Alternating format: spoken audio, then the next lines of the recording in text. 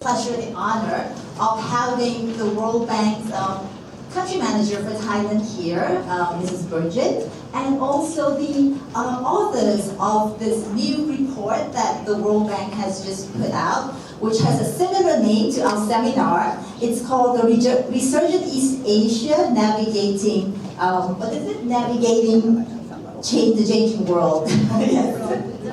It's over there. So the seminar's name and the report is a little different, but it's the same idea. So basically, East Asia, is facing lots of new realities, and it needs to, navigate through these new realities. So I guess what we'll hear today from the presenters are, what is East Asia resurging from? That's the first question.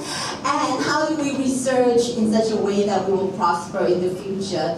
So we need to adapt to this changing world. With that, I would first like to invite the country manager of the World Bank for Thailand to give some opening remarks before we go to the presentation of the report and also the comments from the discussants. Please. Well, thank you very much for inviting us and coming for this event, where we want to discuss really the quite remarkable development story of East Asia that took place over the last half century.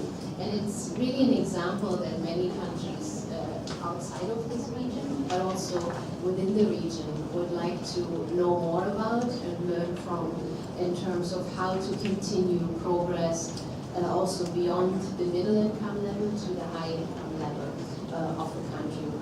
So if you look really behind the developing East Asia experience, you see it's reflected in some remarkable numbers.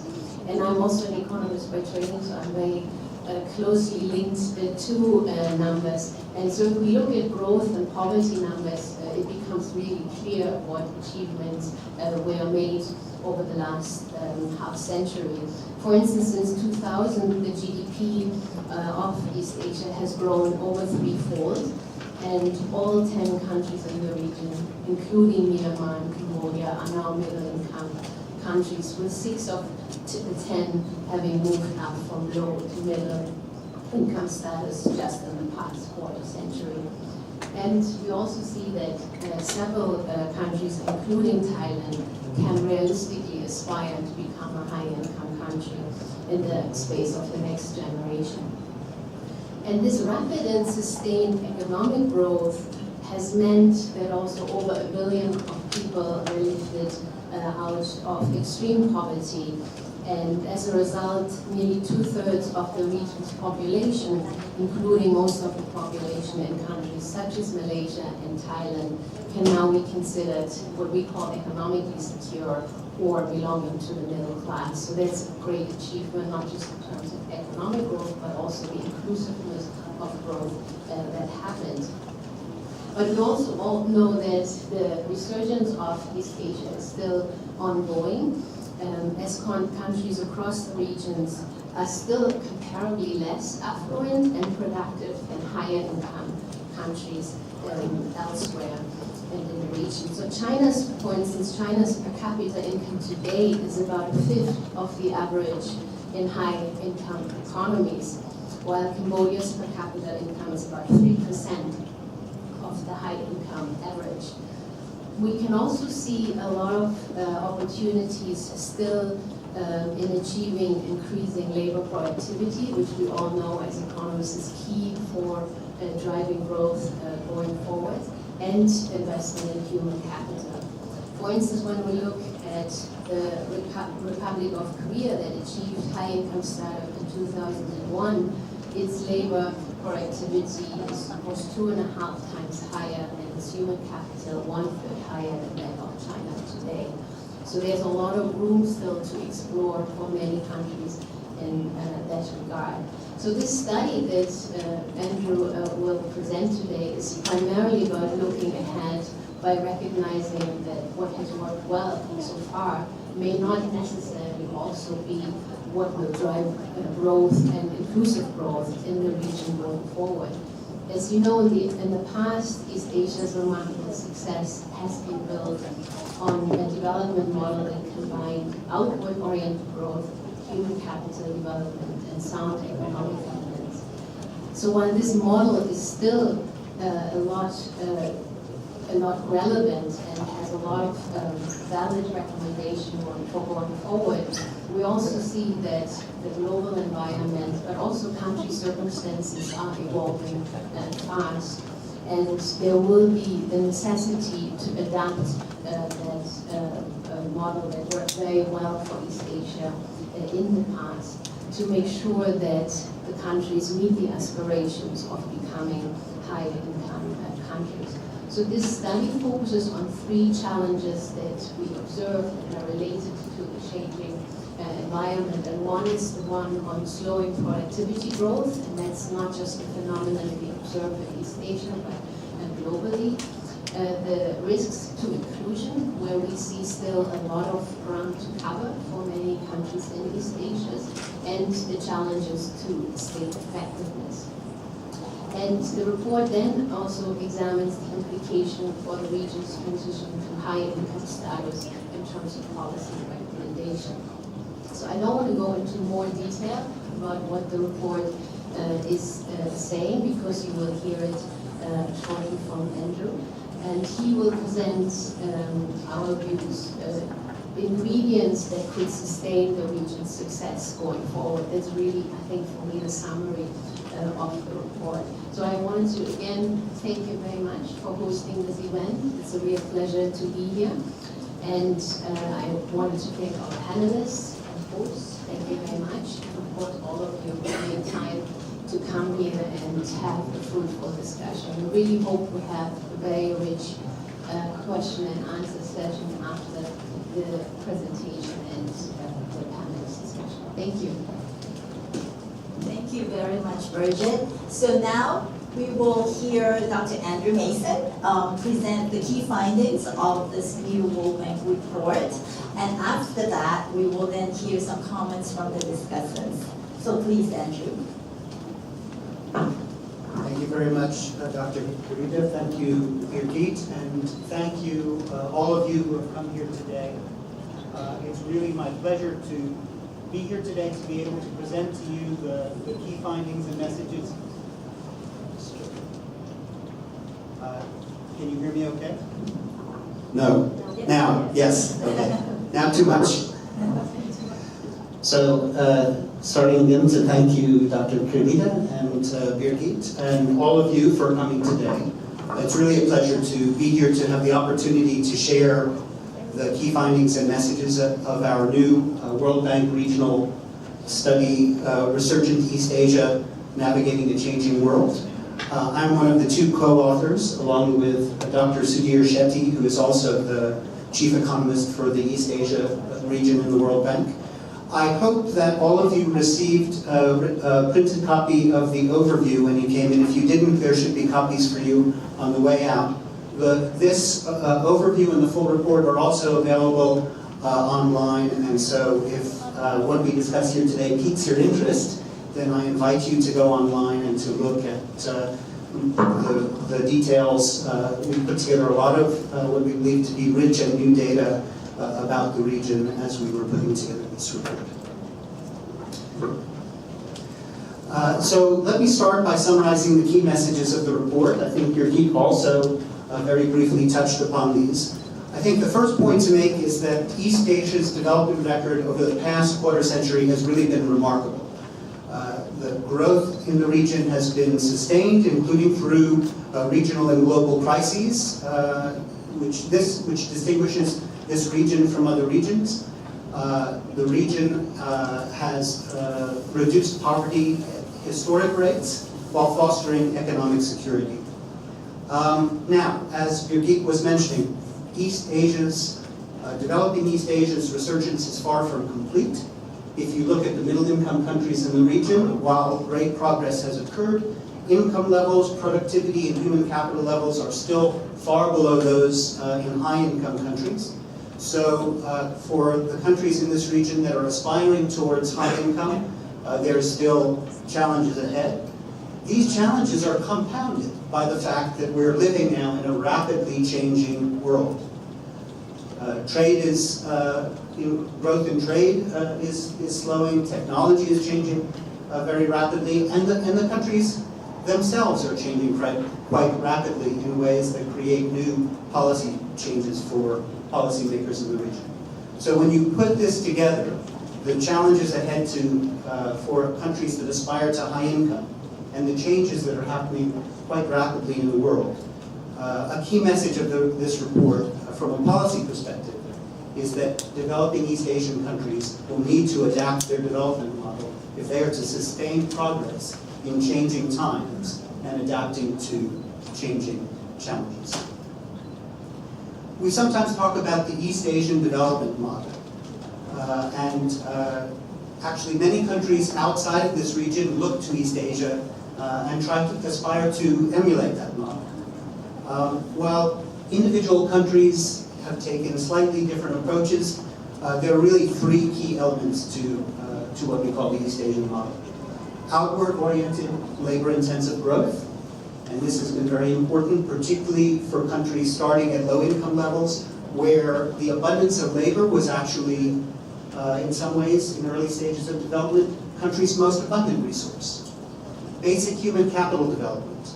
So the countries in this region have had a commitment to providing basic health care, providing primary and secondary education, and in a number of countries also family planning, building up the human capital base, which was a very important complementary input to the focus on outward-oriented, labor-intensive growth. And the third pillar of this model is sound economic governance. And here, what we mean by economic governance is the ability to design and implement policies that ensure macroeconomic stability on one side and create incentives for private investment, and in particular for foreign direct investment. And the East Asian development model, as I've just described it, I think we can safely say has worked. So let's look a little bit at some data that shows exactly what I mean when I say that it worked. Developing East Asian countries have grown faster than any other developing region. And you can see this in this graph. Developing East Asia, you can see the bars on the far left, including Thailand, Malaysia, Cambodia, Laos, Myanmar, Mongolia, China, Indonesia, Philippines. Between 1991 and the present, this region has grown more rapidly than any other region in the world. If you look at just the period from 2000 to 2016, average growth has been 6.5% across all of the countries in the region. Now, a lot of the story here, you could argue, is the emergence of China, but even if you take out China, and you can see that in the second most left column, you still see that developing East Asia has grown very rapidly during the period. Not only has there been rapid growth, but there's been historic rates of poverty reduction, as I said. If you look at this graph, this shows several different strata of socioeconomic categories across almost a 15-year period from the beginning of the 2000s. In 2002, more than 50% of the population of developing East Asia were poor. By 2016, only 1/8 of the population in the region was poor. In contrast, you've seen, and those you can see are the dark blue and the medium blue strata that over time narrow quite dramatically. On the other hand, if you look at the bottom of the graph over time, you see that economic security has increased significantly, and as has the middle class. That's the green part there. So that by 2016, actually about 2/3 of the region's population could be counted as either economically secure or part of the growing middle class. And government effectiveness in the region has become greater during the period. As you can see in this graph, we define, by the way, government effectiveness as the ability to design and implement credible policies. This is taken from the Worldwide Governance Indicators.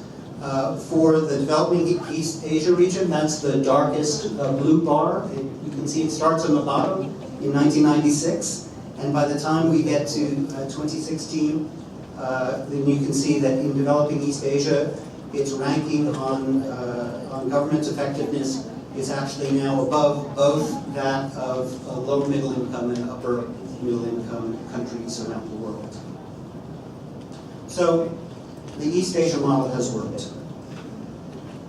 At the same time, we see that the world is changing very rapidly, as I said. Growth in trade is slowing, patterns of trade are changing across the world, shifts in global and regional value chains. Technologies are advancing very rapidly. And as I said before, the societies themselves are changing. Just a couple of points in that regard. As countries grow and develop, we've seen within the region rising concerns about inequality. In some countries, we've seen actual concerns in inequality of outcomes. But in all of the countries, we see concerns that as countries are becoming more affluent, inequality of opportunity is rising. And the idea that a rising tide may lift all boats is not one that citizens are as confident about as they were before. Similarly, as countries in the region are becoming more affluent, societal expectations are rising about the types and quantities and qualities of services that their governments will provide. So these sorts of changes also create new sets of challenges for the governments in the region. So against this changing regional and global context, our report focuses on three key challenges, which Birgit also noted. Slowing productivity growth. Now I should mention that since the global financial crisis in 2008-2009, productivity growth has been slowing across the world, but countries in developing East Asia have not been immune to this. Similarly, the second challenge is that inclusive growth may be at risk. This is this point about inequality rising in many countries and concerns about inequality rising. And particularly as technology changes and demand for workers' skills rises, there's a fear that people might be left behind in changing times. And finally, rising demands on state institutions. And here there are really three dimensions to this. As countries develop, then the demands on policymaking to move from middle income to high income become more complex and more sophisticated. Second, as countries enter middle income, the political economy of reform shifts. So interest groups, whether they be in the private sector or within government, who have benefited from earlier rounds of reform, may actually prefer that further reforms not be undertaken because they've done well in the past. Yet it's precisely new sets of reforms that are going to propel middle-income countries in developing East Asia to high income over the next generation or two. And finally, as I mentioned, as societies become more affluent, there are rising expectations about what the state will deliver in terms of quantity and quality of services. Again, challenging the effectiveness of the state and requiring greater state capacity. So let me go one by one through these three challenges, unpack them a little bit from the data we've put together in the report. I'll start with productivity growth. And really at the center of productivity growth in many ways for this region has been growth in trade.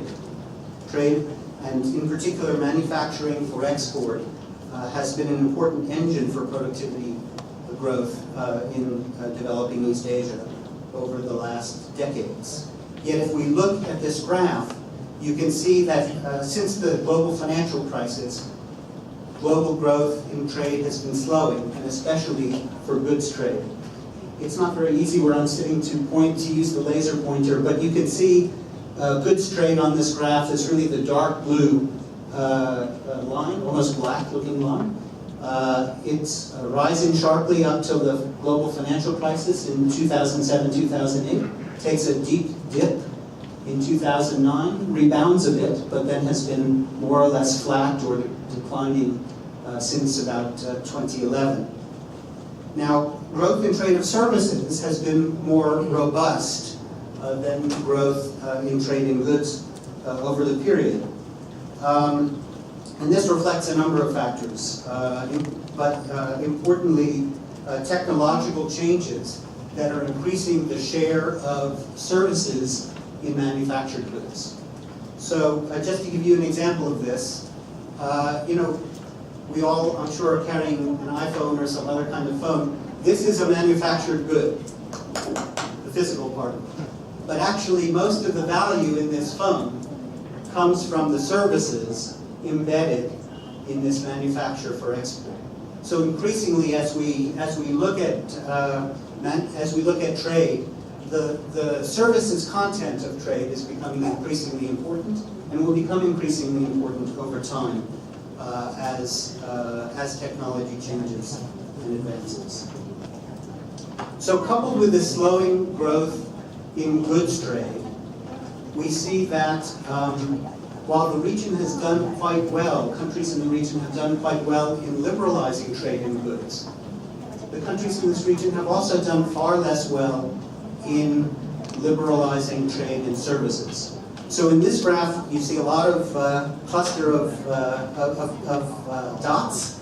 The blue dots represent developing East Asian countries.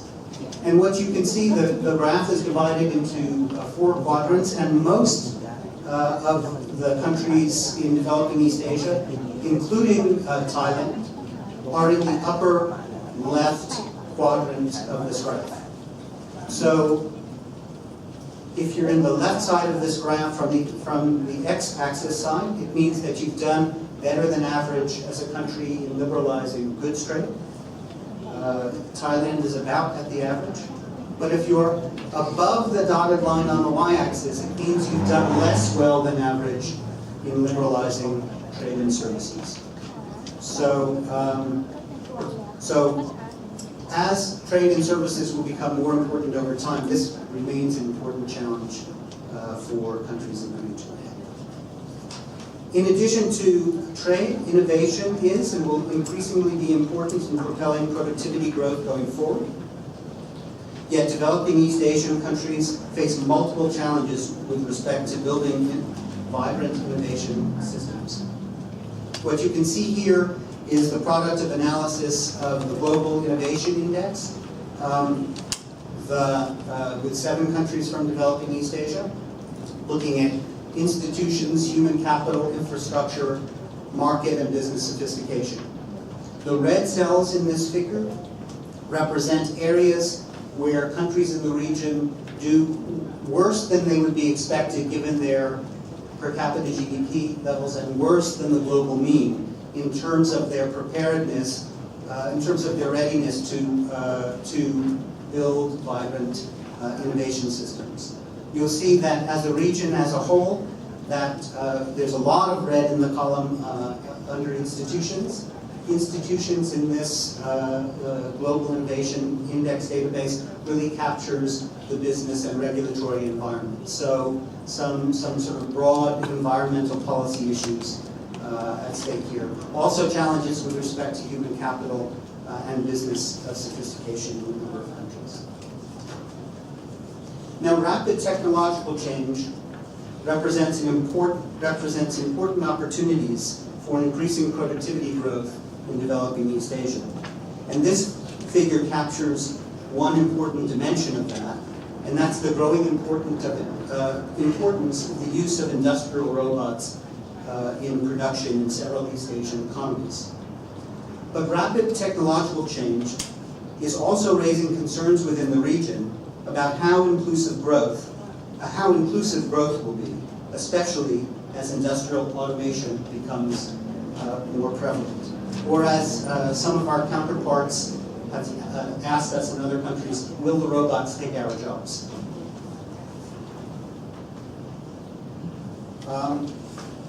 Well, there's some, I don't think that the robots are coming immediately, but there are some reasons for concern that, that growth in the near future is going to face some risks with respect to inclusivity.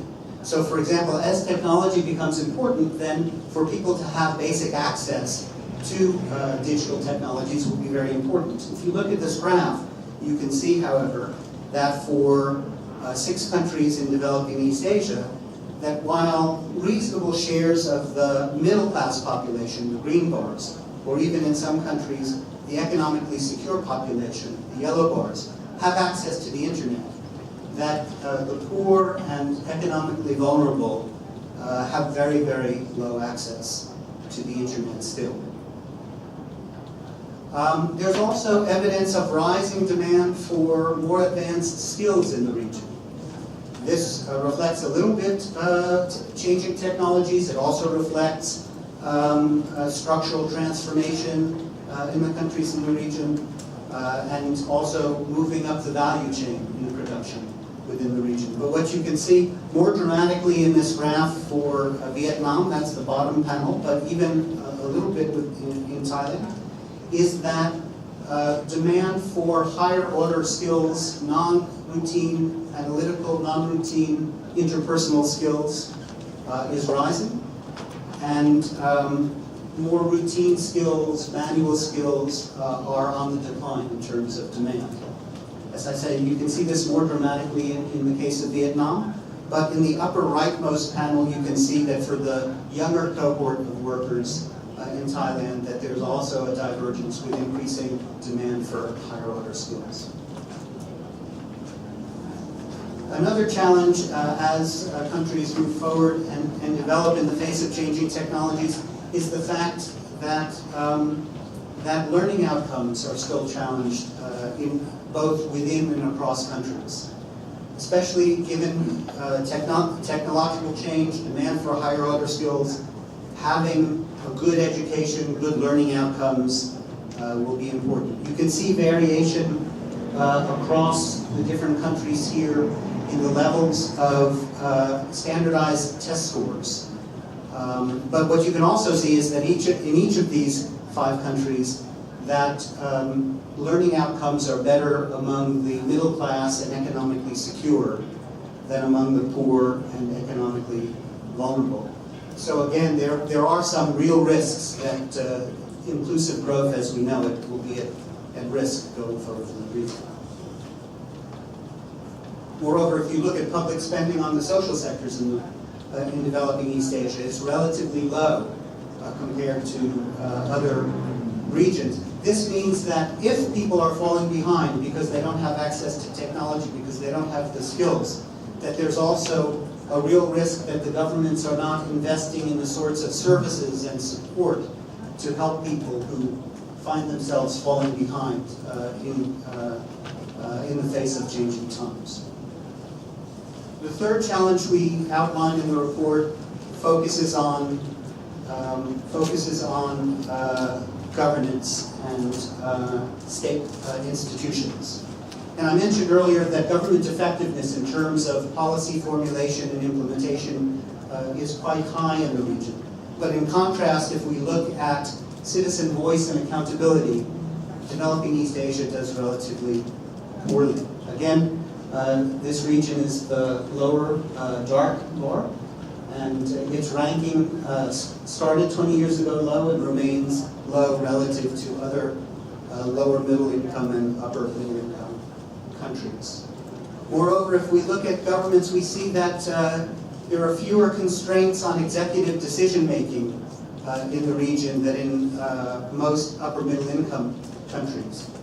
Now, voice and accountability as well as constraints on executive decision making become really important when you think about concerns about possible policy capture and the absence of ability to make the next generation reforms. So these are ongoing challenges that countries in the region face. I should mention also that the quality of the government bureaucracies in this region are also, I would say, there's a mixed bag or a mixed record. Actually, countries have made efforts in the past decade or two to raise the quality of the civil service and the professionalism of the civil service. But if you look at the data, you can also see that challenges remain. This is a pending reform agenda. And finally, as countries in the region aspire towards higher income, the ability to finance a higher income agenda, an increasingly middle-class agenda, will be increasingly important. But if you look at the data here, you'll see that the middle-income countries of developing East Asia tend to have lower government revenues as a share of GDP than do other large middle-income countries, and certainly less than high middle-income countries. But finding ways to raise revenues remains, therefore, an important challenge as countries in the region aspire to move from middle income to high income. So what does this mean for public policy?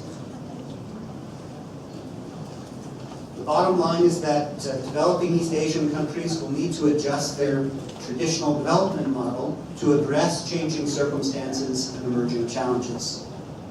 The focus on outward-oriented growth, human capital development, and sound economic governance will still be important, of course. Nonetheless, policymakers will need to adapt elements of their approach if countries are to sustain progress and to meet their development aspirations. In this context, in the report, we outline 5 key areas that governments will need to address challenges moving forward. And we see actually that there are traditional policy reform challenges that will remain on the policy agenda, but that changing world, changing region, changing country means that there are also emerging policy priorities that will be very important and will need to be taken on by governments as well. So in the next few minutes that I have remaining in my presentation, let me quickly go through the 5 key pillars of the policy reform agenda that we outlined in the report. Boosting economic competitiveness, building skills, fostering inclusion, strengthening state institutions, and financing the transition to high-income status. We divide in the report the policy recommendations into emerging policy priorities. These are priorities that are new on the agenda that will require attention on the part of policymakers as they strive to move from middle to high income. We also focus on what we call foundational policies, and these are policies that are long-standing policy challenges, but yet still remain important to provide the foundation for growth and development going forward. So boosting economic competitiveness. The first priority here relates to reforming the service sectors. And this falls straight out of the point I made earlier, that while countries in the region have done well in liberalizing goods trade, that they're still behind in reforming services trade. And that in many ways, this represents the future opportunity for productivity growth in the coming years as countries strive to move to high income levels. Second, deepening trade agreements. Now, Thailand and other countries in developing East Asia actually have a number of trade agreements, bilateral and multilateral. But these trade agreements are often quite shallow. And by shallow, I mean that they don't always even necessarily include all the provisions that you would find in WTO guidelines and regulations. So deepening trade agreements by, for example, improving intellectual property rights, improving protections for foreign direct investment, improving the mobility of capital and of people across boundaries. All of these sorts of things embedded in deeper trade agreements will be an important motor going forward for growth towards high income. Similarly, broadening innovation policies. To date, I showed you the graph earlier of the challenges across the board. To date, most countries in the region have focused on research and development as the motor for innovation. But actually, it takes a much broader constellation of policies, the business and regulatory environment, as I said. private firms' capacities to absorb technology, managerial capabilities we found have been quite important. So taking a broader view of innovation policies will be important. And improving access of small and medium-sized enterprises to finance. Now, over the last couple of decades, capital markets have deepened substantially in developing East Asia. Yet if you look at the data, small and medium-sized enterprises that employ a large share of the population in a number of these countries, and that can be a motor for future growth, yet still find themselves constrained due to access to finance. Now, these are the emerging policy priorities, but as I said, they need to be built on a continued foundation of efforts to improve the business climate, reform the regulatory environment, and strengthen financial sector infrastructure. So in addition to boosting competitiveness, building skills will be important. Developing higher order cognitive, technical, and socio-emotional skills. Now, I think all of us in the room would agree that giving people more education and better education is important, but also giving people different education is going to be important into the future. Building socio-emotional skills, these are things like creative decision-making, creative thinking, problem-solving, working in teams, communication. If you wait till the tertiary level to start imbuing these skills in people, it's too late. You need to start really at an early age, even as early childhood development programs. So this would be important to think differently about education going forward. Similarly, access to digital technology will be very important for everybody in the future. So building in digital literacy as part of basic education will be as well important. In addition, we worry not only about young people coming through the education system, but workers whose skills might become outdated more quickly than in the past as economies change. So in that context, we recommend building continuous skills development systems, or lifelong learning systems, they're sometimes called, giving workers who are already adults the opportunity to upgrade their skills over the course of their working lives. Again, building on a foundation of overall strengthening learning outcomes, making sure that those living in lagging regions or in lagging groups have equal opportunity for primary and secondary education, and increasingly access to tertiary education. Third, fostering inclusion. As technology is changing, and as the economies are changing, it's more and more likely that people won't spend all of their working lives in one or even a couple of jobs. But what that also means is that there's a chance that people will experience and have to make economic transitions from one job to another, or even from one type of job to another. In this context, it will be important to strengthen employment support services. These are services that help link people to income-earning opportunities through better labor market information, through support with job search, and better job matching. In addition to employment support services, it will be important to broaden unemployment benefit schemes to make sure that people who are unable to make economic transitions do not fall through the cracks and find themselves falling into poverty. It will also be important to make sure that all people over time have affordable access to digital technologies. Even people living in sort of remote rural areas can close economic distance by access to the internet. So making internet and other digital services, broadband technologies available broadly will be important. Strengthening state institutions.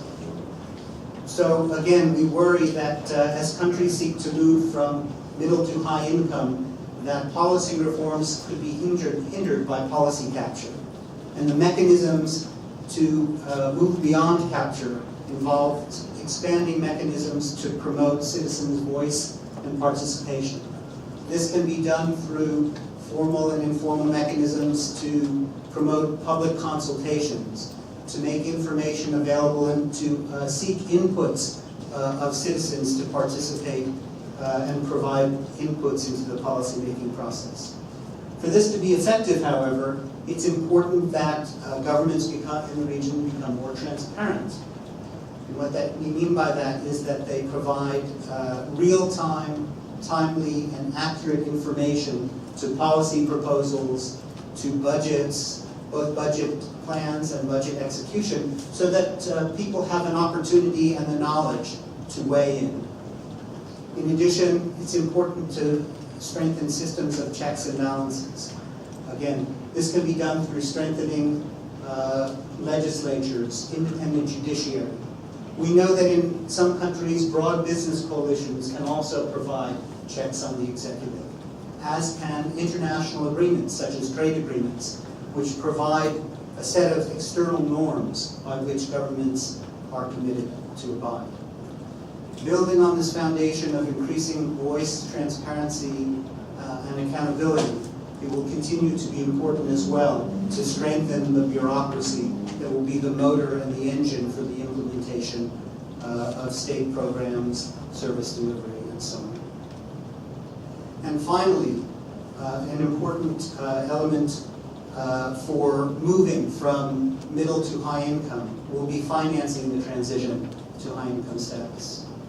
And here an important component of this and an emerging priority will be expanding the tax base by introducing or expanding direct taxes, such as personal income taxes, property taxes, or wealth taxes. We're introducing taxes that reduce negative externalities, whether that be taxes on, for example, consumption of tobacco or on carbon emissions. Reducing tax competition amongst countries in the region will also be important, including through regional cooperation and collaboration. And finally, this expansion of the tax base and the building up of the revenue base to finance more and better services will need to be accompanied by simplifying of the tax codes. In many countries, there are still very complicated corporate tax systems and multiple exemptions in VAT systems that make the tax systems very complex. Strengthening tax administration is also an important priority going forward. So those are the 5 priority areas that we outlined in the report, unpacked a little bit. Let me simply conclude where we started the discussion and the presentation today. East Asian development model has delivered rapid and sustained growth, impressive poverty reduction, and fostered economic security. Yet evolving global and local circumstances require that policymakers rethink how best to achieve their development aspirations and the transition from middle to high income. While the precise nature and the pace of the changes that I've been mentioning are uncertain, their direction is not. And so we argue that policymakers must act decisively, or they risk missing opportunities to sustain East Asia's remarkable development performance. So with that, let me conclude. Thank you for your attention and turn back over to the chair. Thank you so much, Dr. Andrew. So we have heard the key findings from the new report by the World Bank, and I think it's very timely for Thailand because, as we know, we are also grappling on our economic model, how to transition into a higher income country, as well as promoting more inclusiveness. As you know, the big headlines over the past week is about how concentrated wealth is in Thailand and how unequal our wealth distribution is. So what Andy, or the report, has actually recommended answers to a lot of those and the concerns that we have, whether it be building skills, promoting more competition, or even revamping our tax system. So thank you so much, Andy, for that presentation. And now we would turn to our discussants, who would probably speak a bit more to Thailand. We have 3 very distinguished panelists today. Dr. Sudhir Shetty, who flew all the way from Washington, D.C. He's also a co-author of this report, and we'll hear a bit more from him. He's the chief economist of the World Bank of East Asia and Pacific region. And we also have Dr. Deunden Nikomborirak from the Bank of Thailand. He's the assistant governor, and he'll be giving his views as well. And last but not least, Dr. Deunden Nikomborirak. She's a research director at TDRI. So with that, who would like to start? It should be anyone but me. But you, okay. Since I think we should. We'll check ladies first, all right. Please, Dr. Deunden. I need my presentation. Oh, Would you like to move over I here? guess, yeah. Can you switch? Sure. So we're using it up for Yeah.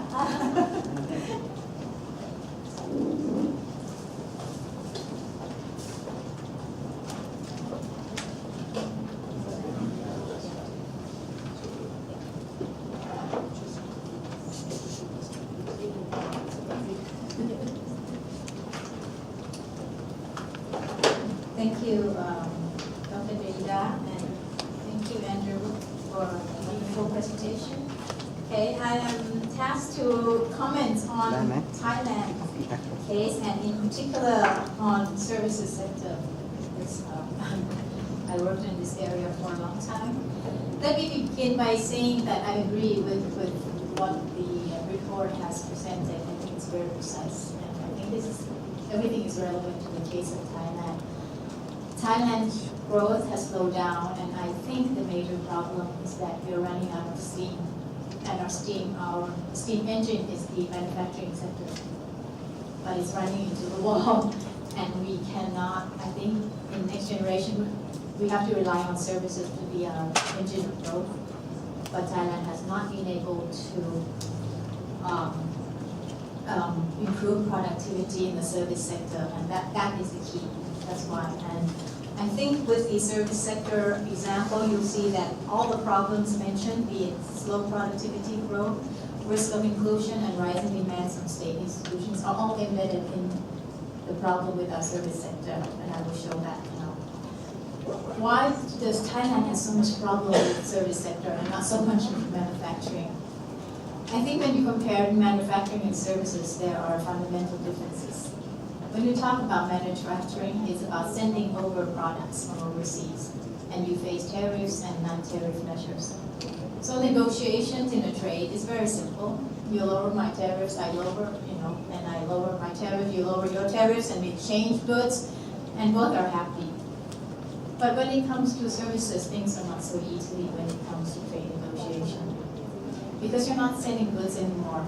You're sending capital, meaning you're sending money over, you're sending people over, so it becomes more sensitive. And because it's imbalanced, in the sense that Thailand does not invest, outward investment is not nearly as significant as inward investment, the interest is not matched between those who wants to invest in Thailand and countries that would like to, that Thailand wants to invest in overseas is still a very small portion. So that is why rules and regulations that foreigners want Thailand to liberalize, be it the movement of skilled personnel, foreign equity restrictions, Thais are not so interested because there are few foreign investment, few outward investment. And that is why when both sides are not aligned, interests are not aligned, we seek to a more protective stance as a host country rather than an investor.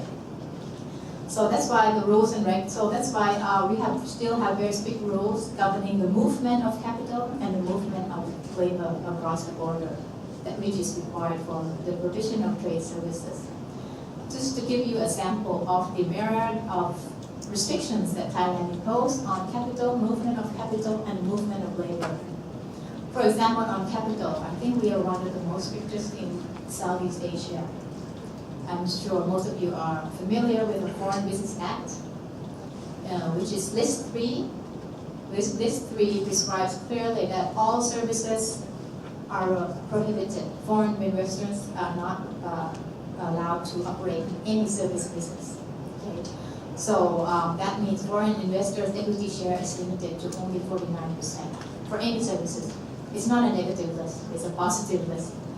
So this is the biggest restrictions. In labor, there are many labor restrictions. One observation is that Thailand does not distinguish between skilled and unskilled labor. We treat them all the same. We talk about equity. This is something that we treat equally. Skilled and unskilled labor are treated the same. So that they are subject to the same regulations. There are 37 professions that are prohibited by law. Most of them are already outdated, such as driving tuk-tuks, and hairdressing back in 30, 40 years ago. It's still the same. But among the 37 professions, it includes certain important professions, such as architectural work, legal service, and civil engineering also. But that does not include professional councils that can impose bylaws that restrict foreign access, such as to become a physicist or lawyer, you have to write exams in Thai. Okay, foreigners are welcome, but you have to write exams in Thai. So there are many restrictions on the movement of skilled personnel in Thailand. There are tons of other regulations that are imposed by the police, the Office of the Royal Police, the Immigration Office. For example, companies must maintain ratio of foreign to Thai workers at 4:1 ratio at all times. Any company needs 3 million of registered capital to hire one foreigner. So if you were to hire 2 foreigners, you need 9 million. 2 foreigners, you need 6 million. And 3 foreigners, you need 9 million registered capital. Which means SMEs cannot hire any foreign capital at all. That can stop new startups and venture capital that has limited registered capital. They cannot hire any foreigners. Extremely cumbersome work permit, immigration and process. Foreigners in Thailand has to report themselves every 90 days, even though we have a work permit that lasts for 1 year. Everybody who resides here will know very well of this very cumbersome process. And there are rules and regulations that nobody knows, but it exists. For example, if a foreigner stay over at your home, you have to report within 24 hours to the nearest police station. If you do not do that, it's subject to criminal offense. I'm sure we are criminals here. I don't even know that, but I'm doing a regulatory guillotine project, very big project, that vet a lot of rules and regulations and find a lot of interesting rules and regulations that didn't know exist. So these are kind of rules and regulations that does not fare well for promoting productivity in our service sector because it doesn't promote the flow of capital and skilled labor across borders. So why did Thailand did so well? But in the past, Thailand's productivity has shot up. Mainly, not because we improved productivity in manufacturing or in any sector, but it just merely from moving agricultural labor out of agriculture into the manufacturing sector. Just that. Over 10 million workers have moved from the out of agricultural into the industrial. And you can see why you can gain productivity gain. Very simple, just moving people out of agriculture into the industry. Because look at the value added per worker of the agricultural sector, $3,000 a year. The value added per worker in the manufacturing is $25,000 a year. That is more than 8-fold of the agricultural industry value added. So you can see by moving one person out of agriculture into the manufacturing, you already achieve productivity of 8-fold without having to do innovation or anything.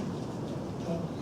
So Thailand has grown on this ground of moving labor out of agriculture into industry.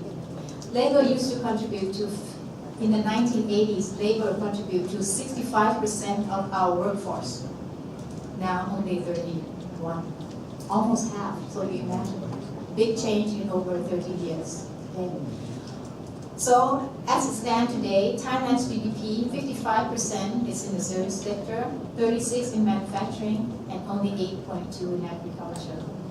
But in terms of employment, 51% in services, 31% in agriculture. So a large number of workers are still stuck in the agricultural sector that has very low productivity. And manufacturing has extremely high productivity. It contributes to almost 36% of GDP, but are only 16. So what Thailand is facing is we cannot use that trick in the past anymore. By moving people out of agriculture into industry and gain productivity gains. We cannot do that anymore because manufacturing has not absorbed any additional labor in the past few years. It's saturated. Okay? Actually, it's declining. So where would agricultural sector go? Where else can they go? There's only 3 sectors, so it has to go to services. So, but the services, again, is not the productivity, it's only half of that, of manufacturing. So this is Thailand's biggest problem. How do we boost productivity in the service sector to match that of manufacturing? Well, it's very hard because of the very restrictive investment regime and very restrictive movement of skilled personnel. Our service sector is starved of capital and starved of skilled labor to push it forward. Not surprising. If you look at Thailand's share of ASEAN GDP, investment in the world today are almost 90% in the service sector, not in manufacturing anymore. Yet Thailand still very strong on attracting manufacturing industry. As you know, most of the government policies target at manufacturing industry, automobiles, the conventional industries. But services, where are they? If you look at Thailand's share of ASEAN GDP, we outperform by a large margin. Thailand contribute to about 18% of ASEAN GDP, the second biggest economy after Indonesia, which is about 30%. But it attracts only 2.9% of investment that goes into ASEAN. That is extremely small. This is worrying. We're underperforming by about 16%. Okay, we should attract at least 19% of FDI, not 2.9%. Why? Well, I think the reason is that because, as I mentioned, investment today goes into services, but yet we don't welcome investment in services. We restrict investment in services because of our law, as I mentioned. Foreign equity share can only be up to 49% only. You cannot own a majority share in any Thai service sector. That's a serious restriction. So that is why this is the composition of ASEAN FDI in the year 2016. Almost 92% of investment that flows into the ASEAN region is in the service sector, not in manufacturing anymore. But yet, if you look at Thailand's FDI, only 77% is in service sector because we don't welcome so much people in the service sector, and 20% is in manufacturing. So you can see, I think there's a mismatch between the demand and supply of investment for Thailand. Mismatch that we want a lot of investment in manufacturing, but people wanted to invest in services. So with that mismatch, that's why Thailand only received a very small portion of FDI from overseas. So what are our obstacles to liberalization? Very clearly, we need investment in services, we need technology in services, we need to boost. But I think there are many problems with liberalizing service sector. I think we all in Thailand know that we need to liberalize, but how come the policy has not been moving towards that direction? I think one problem is that we have a lot of state-owned enterprises in many of our key service sectors. And the government rely to a large extent on revenue contribution from state-owned enterprises. Very huge one. Actually, Thailand's state-owned enterprises are unlike the ones in China or in many places. They are very profitable. Actually, they contribute a lot to the government coffers. The likes of PTT, the like of Airport Authority of Thailand, these are monopolies, huge monopolies that generate huge profits.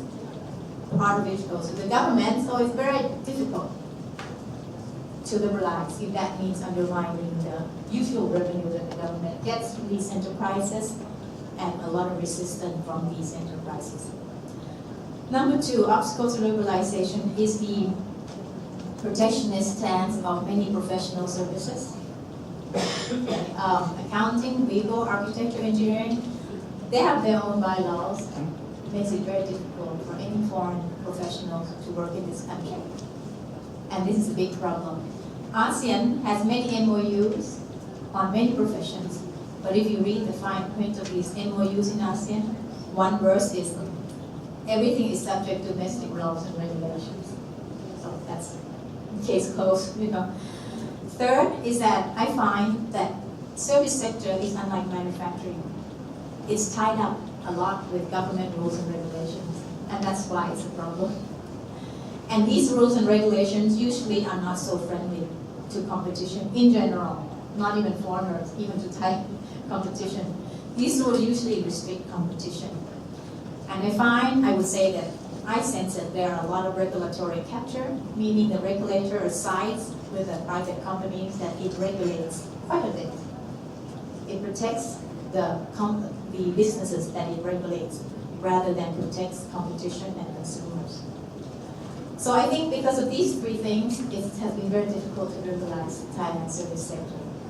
One thing I find interesting is that if you look at the top 10 listed companies with the highest capitalization, value of capitalization, just to see who are the big guys in this country, one thing that occurred to me is that they are all non-traded regulated sectors. They all operate in non-regulated sectors.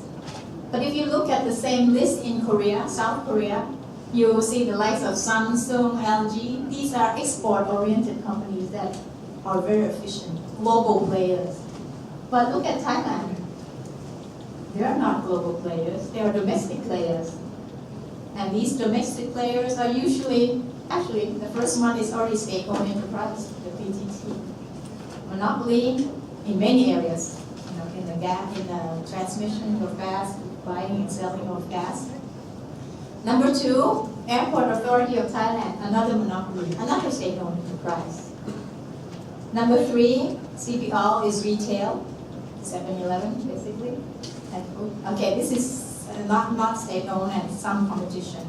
Siam Cement Group in manufacturing.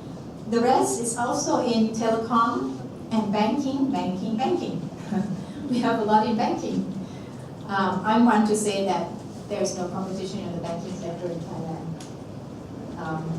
They're very profitable. I just did an article. Their profit is 25%. Net profit, very high. So I think because of a lot of protection. So this observation tells you that there's a lot of facts in our service sector. So where does Thailand go next? I think Thailand stands a good chance of becoming a country that has very high productive service sector. Today we have, I would say, two sectors that we are relatively very competitive, and it's driving our economy at the moment. I think today we rely a lot on tourism. We received almost 37, 38 million tourists a year and growing very fast. And comes with it are all the related services such as medical tourism. We have net balance, positive balance in air transportation. Comes with tourism as well. People have to fly Thai Airways to come in here. Restaurants, hotels. I think tourism is a great sector to promote because it promotes equity. Revenue from tourism is very dispersed. So many SMEs are involved in tourism. Tourism is not a single service. It's made out of multiples of services and multiples of SMEs. So I think this is kind of service that's very good for the economy. Another of our very strength in service is wellness. I think we're talking about aging society, and Thailand is one of the aging society. And there will be a lot of service tied to aging society, such as home health care, senior homes, rehabilitation, and spa. The future will lie skills that will not be replaced by robots, skills that will not be replaced by AI. Will be three types of skills. It has been mentioned already in the report. It's something that requires head, heart, or hand. And I think Thailand has a lot of those skills. You have a lot of heart. And then, I don't know. But these are kind of service I think that will survive the future of risk of AI, risk of robots, and something that we can promote. And the reason that these services grow so well is that because it doesn't involve any government regulations. It's free from government regulation. So I think fundamentally Thai businesses are very good. They are very good entrepreneurs and have potential. But the rules and regulations will have to open up to allow greater competition in areas that are still under regulation. So finally, going forward, what are the prospects of Thailand liberalizing its service sector? And therefore, that will lead to innovation. It's already been mentioned by Andrew that one thing I think has hope that Thailand will open up is if we join CPTPP or sign an EU-Thailand FTA, a kind of deep and progressive free trade agreement. We have the director of the Thai Policy and Strategy Office here, Kun Pipchano. She can tell us whether we would join CPTPP or EU-Thailand in the future, and whether we can use this as a leverage point of our liberalization service sector. Because if we join CPTPP, the service sector foreign investment restriction must be converted from a positive list to a negative list. That is mandatory for a member in the CPTPP. So that would be a big change in our Foreign Business Act. State-owned enterprise subsidies and privileges and monopolies will have to be disciplined and streamlined if we join the CPTPP or any EU type of agreements. Another prospect for liberalization, I hope, is that the government has taken a particular route in trying to liberalize, is designated liberalization in terms of area. I don't know whether it's testing ground or sandbox, whatever. The government has created many zones. As you know, one very important one is the EEC, Eastern Economic Corridor. And it has liberalized a lot in that area. For investment, the welcome regulation on visas and permits has been scrapped, so it's like a different country now with very little regulations in the EEC. So we hope that once a successful region, EEC or export processing zone, can later expand into a more broader liberalization rather limited to that particular industry or that particular area. So we hope. But there will be remaining obstacles that I don't know yet whether that can be improved, is that our regulatory institutions are very weak. And as you mentioned, lack of participation and inclusion, and a lot of vested interest. And I think this kind of regulation will keep the regulated industry away from competition in general, and let alone criminalization. A lot of permits and licenses. We talk about the procedures. This is a project that I'm working. Thailand has about 3,000 permits and licensing, whereas OECD recommends 300. So we have 90% too many permits and licensing, and that is very difficult to move forward, even if we liberalize. The behind the border rules and regulation does not facilitate investing in this country. So I think this is the challenges going forward. Thank you. Thank you so much. Can we give up the Deunden prepared. So now we turn to Dr. Thitinan from the Bank of Thailand. Please. Thank you, Mr. Chair. It's a good guest, ladies and gentlemen. First of all, let me thank the World Bank and the TDRI for inviting me to this conference. Many of my points will be similar to the World Bank and Dr. Deunden, but I will put it in other groups of forms. Okay.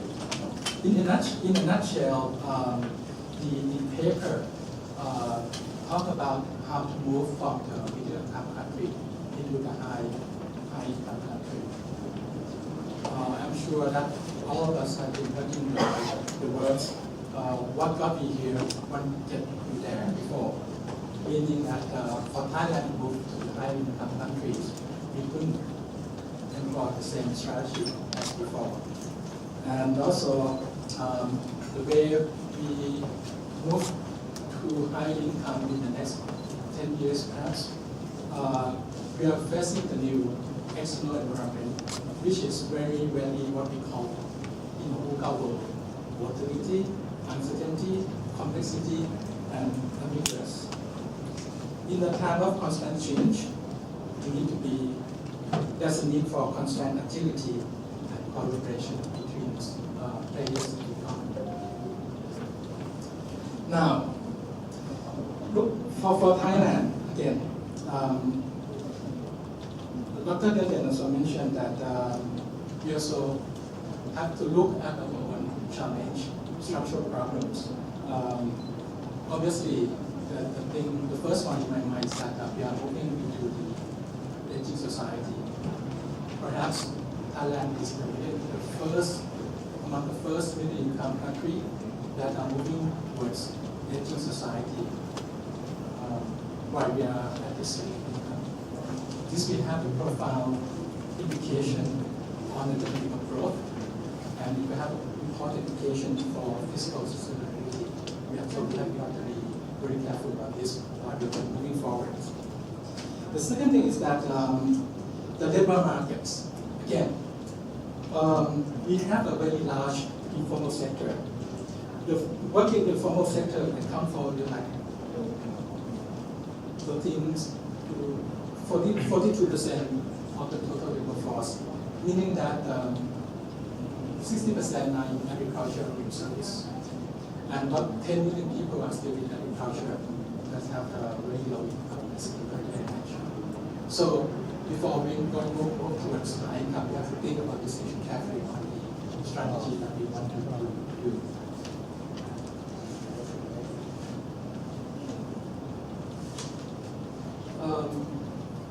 In a way, we can make the analogies that we think of Thailand as an airplane, the economy. We have to change the engine now, and we are flying to the turbulence weather because of the external environment is very uncertain. So for the economic policy, we have to find the right balance between growth, equality, income inequality, and also sustainability, which means financial stability, fiscal sustainability, for example. We also have to think of multi-dimensional issues and constraints like economics, social, and politics. For example, we have moving into the aging society. Eventually, the large majority of people who work will be older people. Now, if I were to plan for which the thing that let's say we can get to move Thailand into, we can do it success, do it right, to get into the high income country in the next few years. For which the first three will be similar to the points made by the but I will put it in another form. And coming from the central bank, I will rest other points, which I will talk about later on. Okay, the first three. The first one is that before we can move forward, we need to do the regulation reform. We can call it regulatory guillotine, the regulatory impact assessment, RIA whatsoever. This is because we need, with the changing environment, we need to make the economy more agile, more flexible, and resistant to shock. Okay. And we need to change from the rule-based into the principle-based. And to do the regulation reform right, or the so-called smart regulation, we should do it together with the redesign of work process that embrace the new technology. Could be digital technology, could be blockchain, whatsoever. So in that sense, this is important because it will both reduce the cost, increase efficiency, allow for more innovation, and reduce corruption because of the clear regulation. We also provide good governance. Why is this important? Because again, it will allow for growth And at the Bank of Thailand, in the past 2 years, we have been working on the regulation reform. Last year, we did on the Asian regulation, and last month, we just announced the reform on the banking regulation, on the digital banking, and the SME financial service. And if Thailand can be successful on this area, there will be on the regulation reform, there will be the lasting impact that the regulator will have to change their mindset, and the way they are doing business will be changing.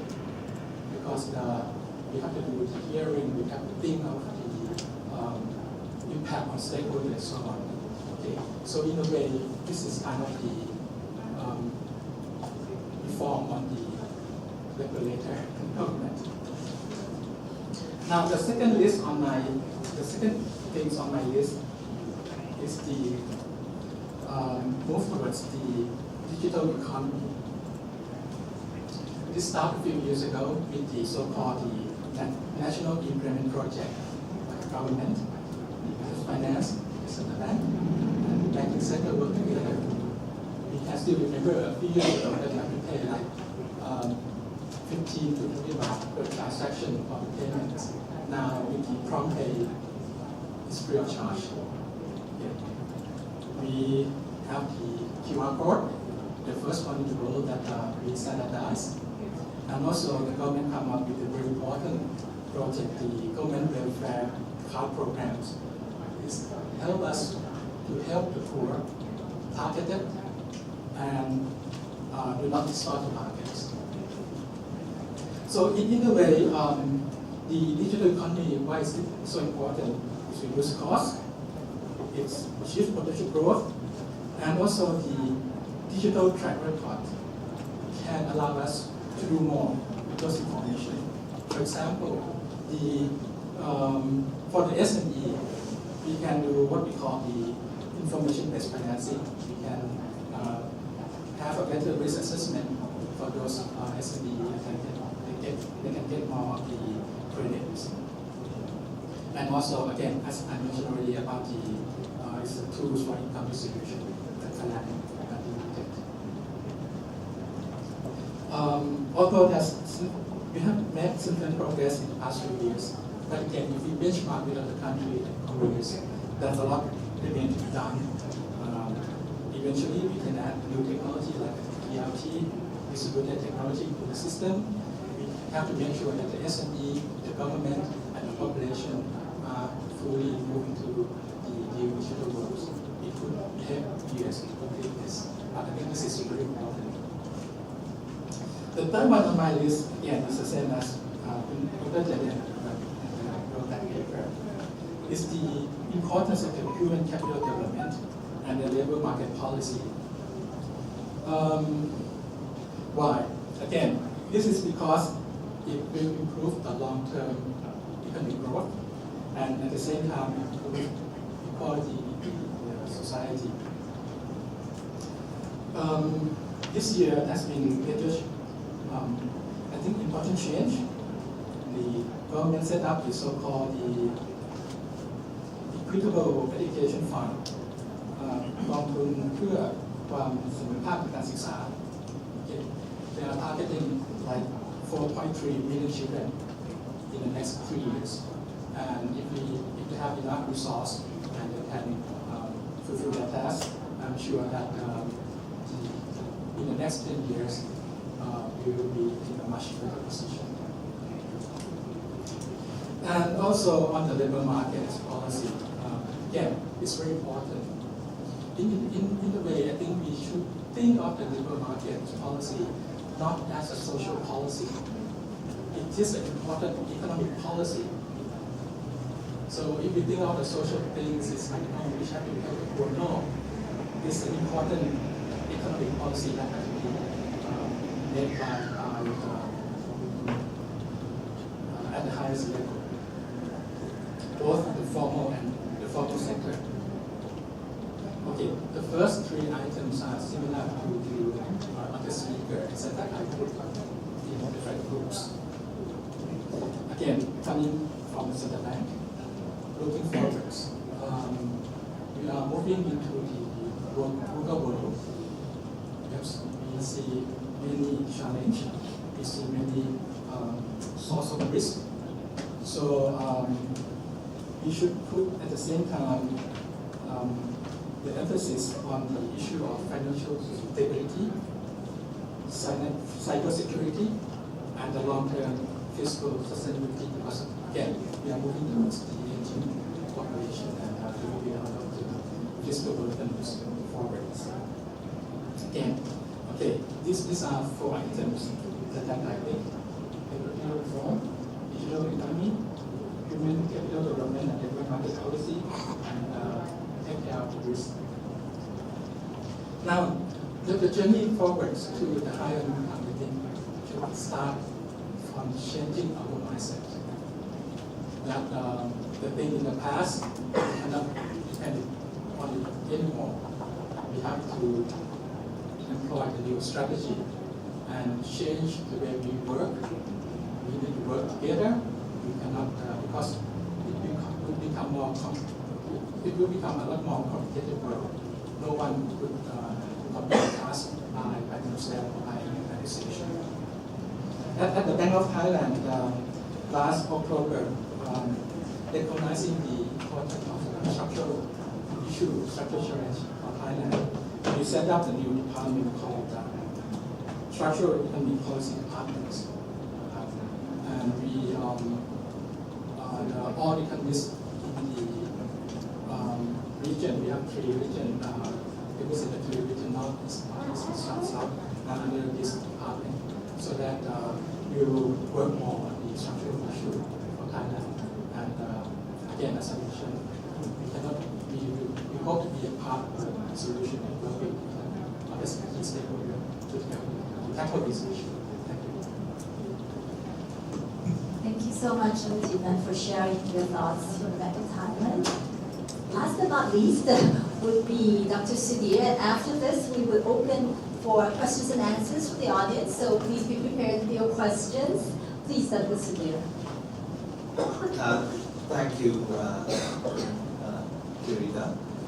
It's nice to be back at TDRI, and I know that you've heard a lot of things. You've heard, I think, some very important and profound comments from our commentators, particularly relating this to Thailand. So I'll be relatively brief. But I want to make one general point which picks up on something that Dr. Thitinan just said, and then make 4 other points. But the general point I want to make is the point he made, and it was implicit, or actually explicit, in what Dr. Deunden said as well, which was the need for a change in mindset.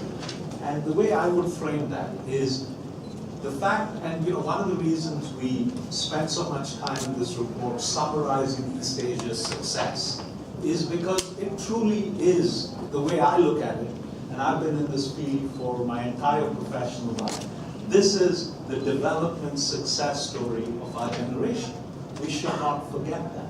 No other region has lifted 1 billion people out of poverty in the space of 15 years.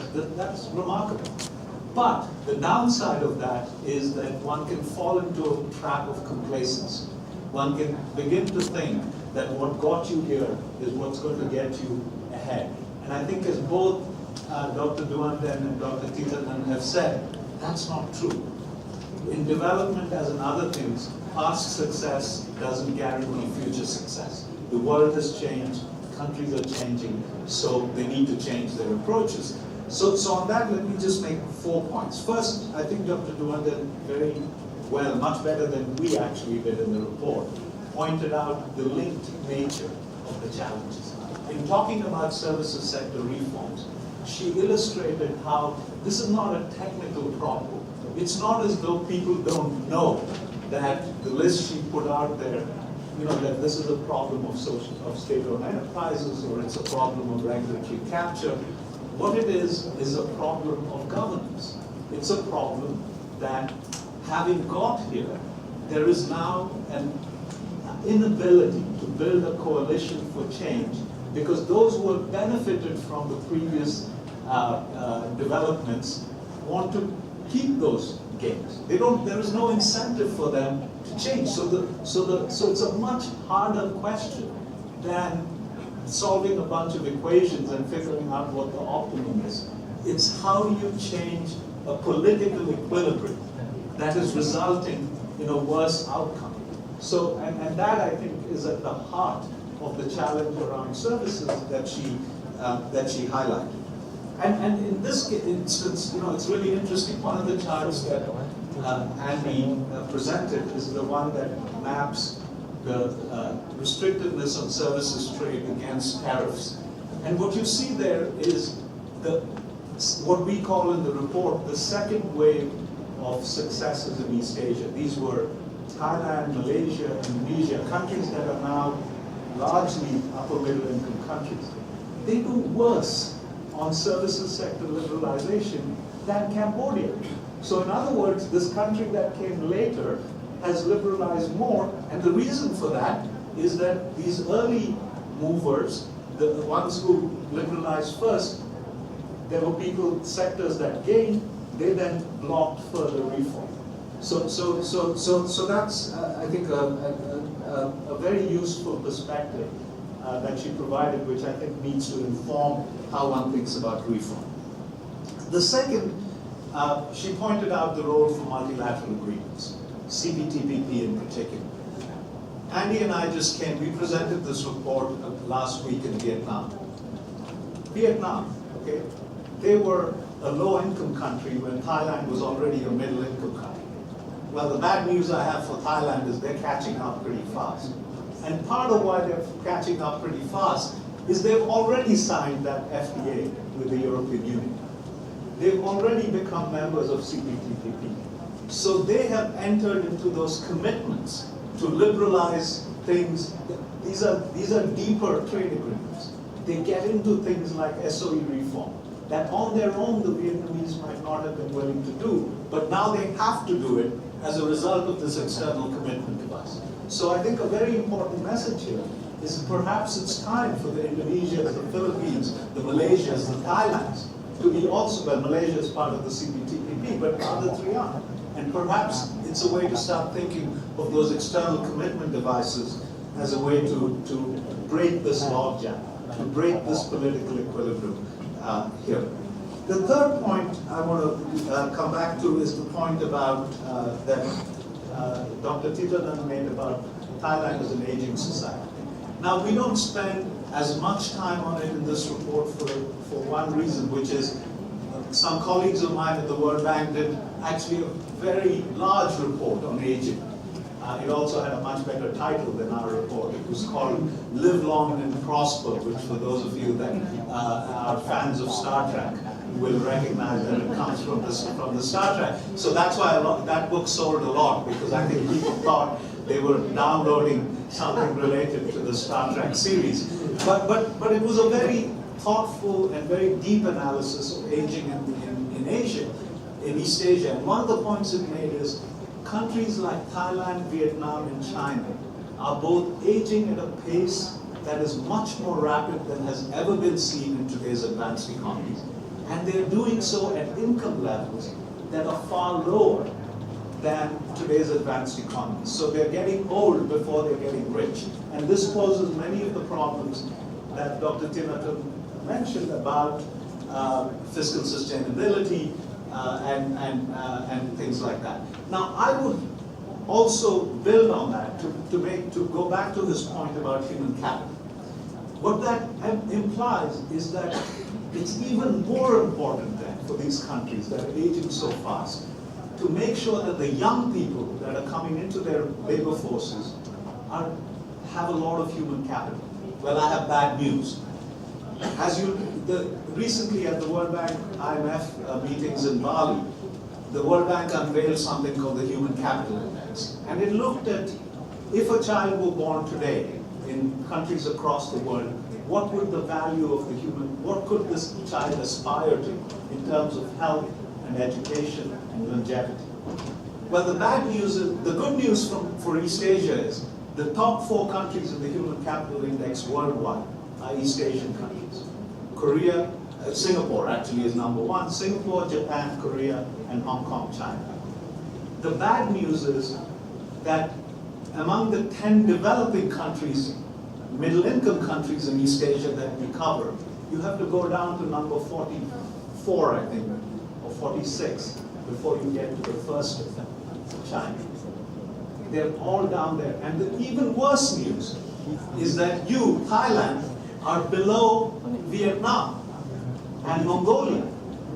So you're in a category, in a bracket with Indonesia, with the Philippines, and with Malaysia. So you may be upper middle income economies, but in terms of human capital, and remember, this is the human capital of the next generation. So it's going to be very hard to compete in a world where you neither have bodies, because you're aging, and I can speak there with some authority since I'm quite old myself, but your young people don't have the human capital either. So you're really in trouble, and that's, I think, so what that suggests is a huge agenda on skills, as Dr. Deepening mentioned. The final point I'd make is come back to the point that Dr. Deunden mentioned about structural change and how it's, countries like Thailand, like Malaysia, there's not much more to be gotten from moving people out of low productivity sectors into high productivity sectors. You're done, that's finished. So now the emphasis has to be on within sector productivity. How do you raise that? And we saw that in services, but we also see it's about innovation. How do you build innovation?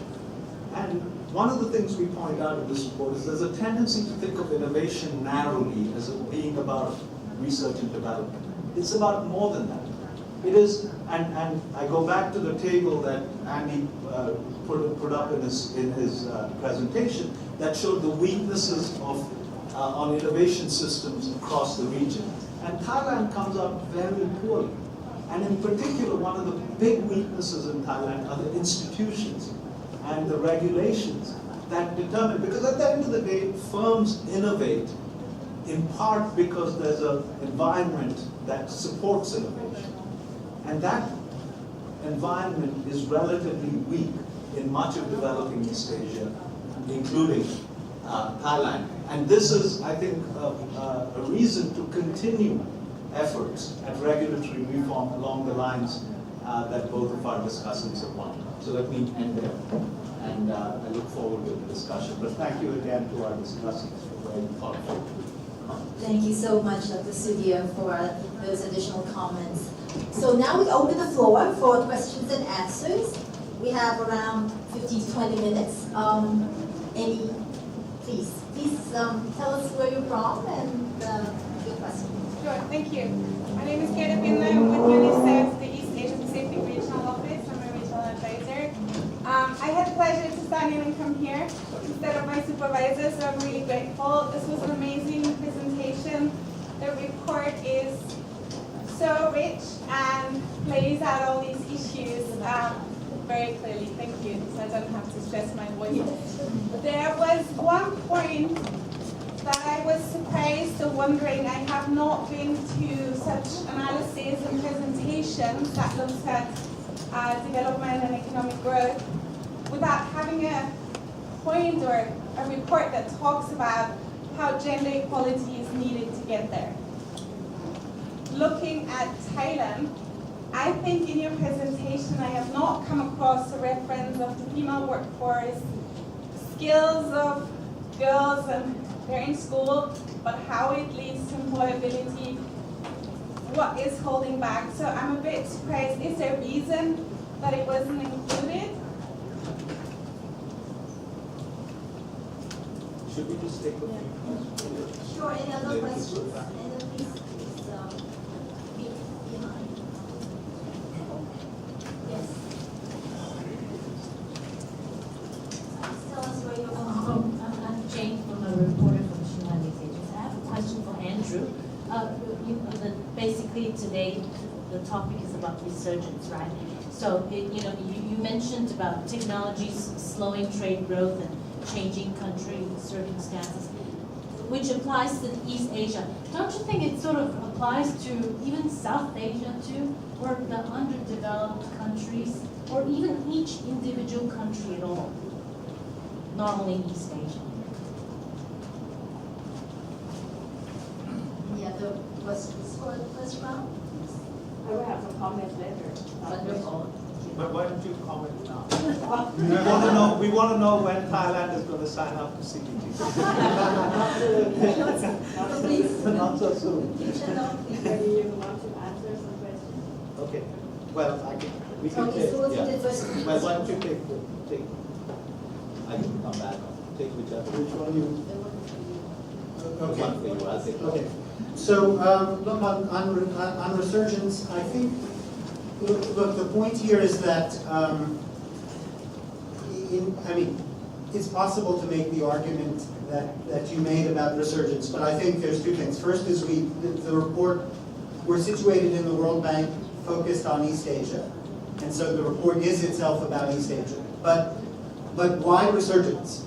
So sometimes the development experience in East Asia has been called the East Asian miracle. About a decade ago, there was a report from the World Bank that was called an East Asian Renaissance. There's a sense, if you're not thinking or looking too carefully, that this region is on a path to success. And as Sudhir rightly said, and as we say in the report, this is a very impressive development experience over the last quarter to a half of a century. But the other part of that story is that past success, as Sudhir said, does not guarantee future success. Two, we see warning signs on the horizon at the regional level, productivity growth slowing down, concerns about human capital, some of the things that Sudhir just mentioned in his comments, and then the challenges that we heard from the panelists as well. So the idea of resurgence is that there are a number of things that without changes could create a deceleration in momentum and a loss of this miracle or a loss of this renaissance. So the resurgence is pulling together the things that we need to pull together as policymakers in the region to press ahead from this level to the next level. Could this apply to other regions? Certainly. But we found it was a very salient concept for the countries that we have listed. And since you created this book, right, so do you think East Asia will survive the economic slump that is about to come, that's sort of predicted by a lot of economists as well, the year 2020? Well, let me take that because, we did another report a few months ago which was more short-term in nature, and we didn't predict a slump in 2020. So we're very optimistic looking ahead. Well, Warren Buffett, he said, yeah, but be careful. I only listen to Warren Buffett on stocks. Anyway, but just on this point about resurgence, just to complement what Andy said very briefly, it could apply to every region, but our point, first of all, we work on East Asia, so this is a report about East Asia. But second, what we also wanted to make the point that, when people think about East Asia, they think, oh, it's a developed region now. And they mix up the fact, yes, there are high-income countries within East Asia. There is Singapore, there is Korea, there is Japan, but all 10 of these countries are securely developing countries. China, despite all of its success, the per capita income of China today is 20%, a fifth of the average income of high-income economies in the world. So it's very much a developing economy. Vietnam's is 5%. Cambodia's is 3%. So we shouldn't forget that these are developing countries. So they need to sustain this momentum for many, many years before they can aim to become high-income economies, or in the case of Cambodia or Vietnam or Myanmar or Laos, even become upper-middle-income countries. So that is the rationale of research. On your point about gender equality, and this strikes, I think, both Andrew and me very close to the heart, because in our past, we both wrote reports about the importance of gender equality. I was the co-director of the World Bank's World Development Report in 2012, which was entitled Gender Equality and Development. and Andy led the team that prepared an East Asia companion to that World Development Report, which focused on gender equality in East Asia. So you won't find two people who would agree more that gender equality is integral to development in every region of the world, including East Asia.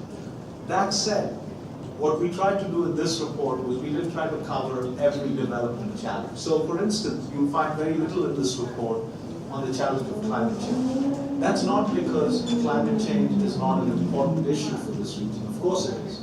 And it's particularly important in this region given how low-lying much of this region is. So a small sea level rise could affect the cities in this region tremendously. But we had to make some judgments on what to include and what not to include. But I would refer you to Andy's report, which is about 5 years old now, and we'd be happy to give you the reference. But I would argue it's not outdated because many of the trends it summarizes are true. And one of the things it finds, for instance, is that in East Asia, the big difference between men and women in the labor market is not about participation. So East Asia is not South Asia, so it's not about women not participating in the labor force. It's about women being paid less. And it's not just because they're paid less for the same job, it's also because they do different jobs. They're in different parts of the labor market. So that is a very important gender issue in East Asia, and there's a whole host of others, but that's our only excuse for not including it. Let me just add on this, because I don't know if you've had a chance to, we just posted yesterday online the full report. And so in a high-level presentation like this, we're aiming for sort of the high-level messages. But in some of the data analysis, particularly when we look at the inclusivity of growth, that section of the report, we look at and present evidence on the differential impacts of trade and technology on male and female workers. And we look at how the evolution of demand for skills is affecting men and women differently in the labor market. So these are issues that we think about. There's analysis and information in the report there. Actually, there's some,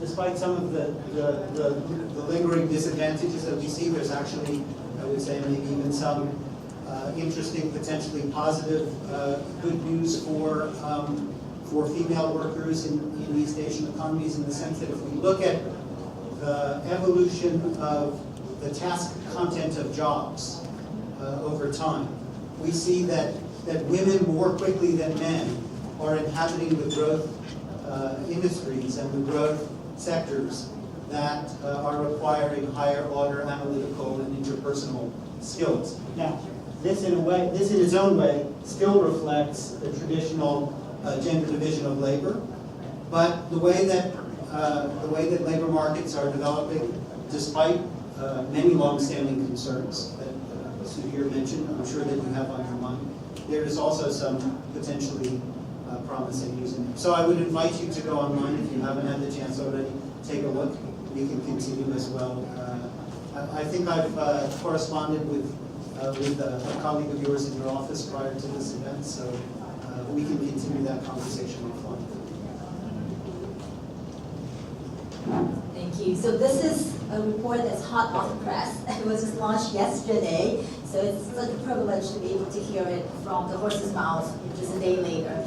Well, any other questions you would like to ask? Before I ask you. Okay, one other question. Okay.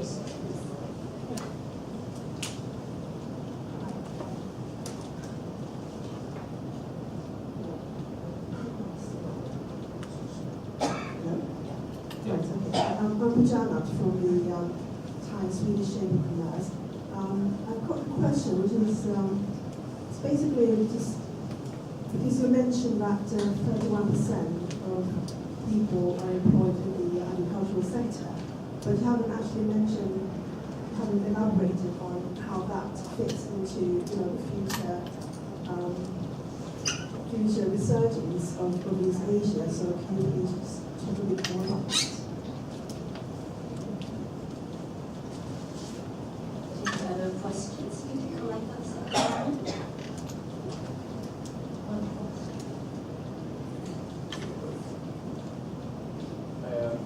quote from the Nation newspaper. There's a lot of talk about liberalizing trade and services across nations, and you've mentioned the CPTP and the EU-FTA trade.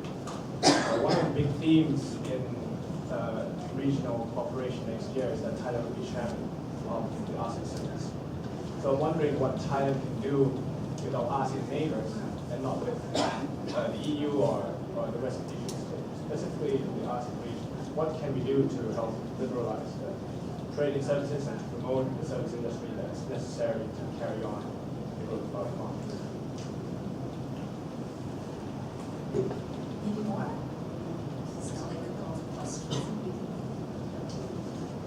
If not, then we will go for the second round and we'll Vincent give her comments after this. So on the services sector, I think ASEAN has been negotiating many rounds of service sector liberalization already, and the recent is the 10th package, I think already. But if you, and it has the blueprint that wants to look at liberalization in the service sector. It has many ambitious goals, but those goals are not yet achieved.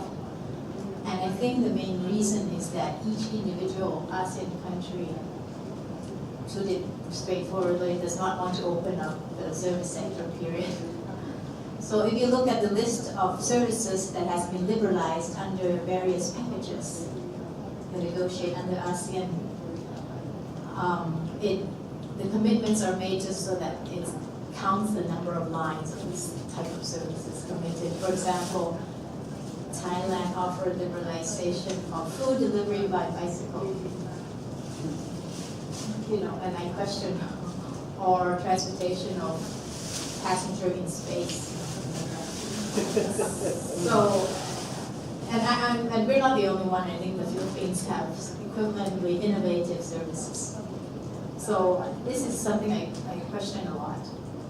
And it shows that member countries, bar Singapore, of course, has no genuine interest in opening up the service sector. I think the reason for ASEAN not opening the service sector is that, liberalizing is about exchanging interests. So Thailand open up, say, to EU, but not ASEAN, because EU can offer Thai market for Thai manufacturing goods, but not ASEAN. And that's why it's not going anywhere in ASEAN. And that's why I look instead of agreements with developed countries that can absorb Thai manufacturing products, and in exchange of liberalizing our service sector. So I would say an FTA with the US, with the EU, or with the CPTPP with Japan and so forth, then those are more likely to have clauses that have advanced services liberalization.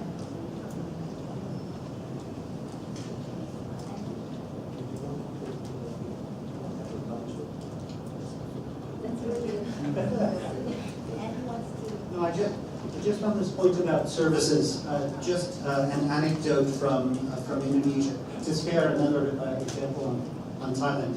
So we're having a discussion in the context of the discussion of the evolution of skills, content of jobs. A great source of pride of some of our Indonesia colleagues is that the e-commerce sector has taken off in Indonesia. And they give examples of this great sort of flourishing of activity in the e-commerce sector. And it's true. The interesting thing about that, however, is that it's not a regulated sector. It's a new sector. Nobody even imagined or dreamed about regulating that sector. And sure enough, when there were no impediments to investment, to activity, and to takeoff, it happened. But coming back to the point that was made earlier about regulatory capture or policy capture, in these long-standing service sectors where there are hardened either business interests or government interests, the political economy of this reform is quite challenging. And it's again in this context, let me use the opportunity to reinforce the point that we make in the report, that it's really through supporting increased participation and voice of citizens in society, increasing transparency and information in government, and increasing accountability, that we can hope to break some of these very, very sort of hardened interests in this regard. And it's a matter of the possibility for the future. So.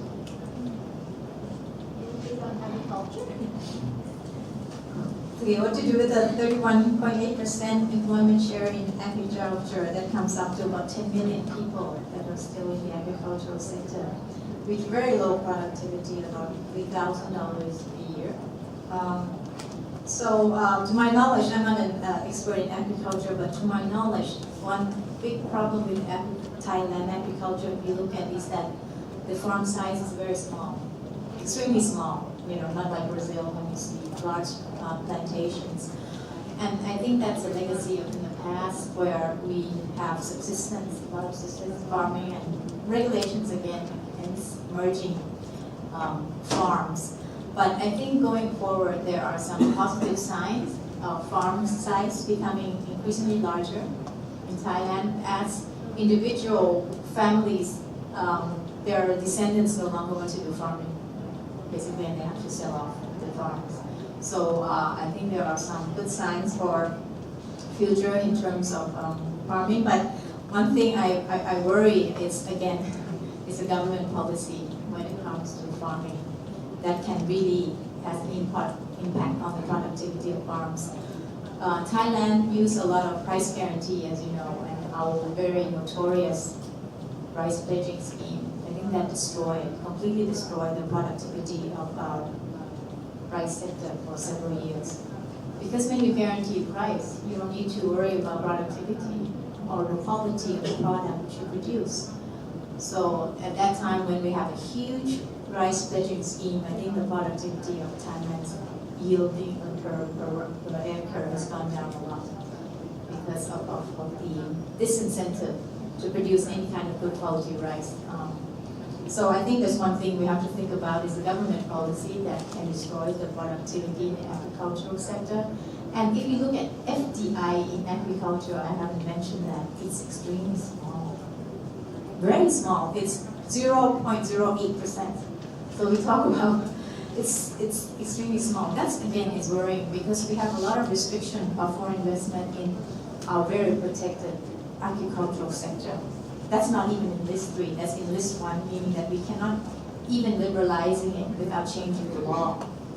The service sector you can liberalize it for subordinate laws, but the agricultural sector, you have to change the law itself. So we have to go through the parliamentary process. So it's heavily protected, the agricultural sector, and so it is also starved of a lot of foreign investment and technology that comes in. So I think we really, at the same time, we boost productivity in the service sector, we cannot forget our agricultural sector. And I think government policy is one thing. We have to be very careful that it doesn't work against improving productivity. And I think there are a lot of government policy that is missing. For example, in agriculture, there are a lot of public goods, such as seeds, development of seeds.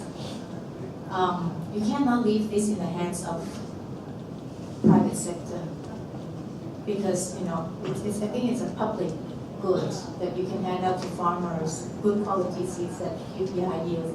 But funny, in the Department of Agricultural policy is that the development of seeds should be limited to private sector only, and the government does not contribute to any kind of research and development in the seeds. These are some kind of distorted policies, I think, that undermines the productivity improvement in our agricultural sector that needs a lot of R&D, which small-scale farmers can never undertake. Don't forget that there are a lot of SMEs, entrepreneurs, farmers. So the policy has to gear towards producing a lot of public goods, public knowledge that to support the farmers. These are all of this. And not to mention the lack of, the biggest problem will be the water resources. that's another very big issue we have to cover.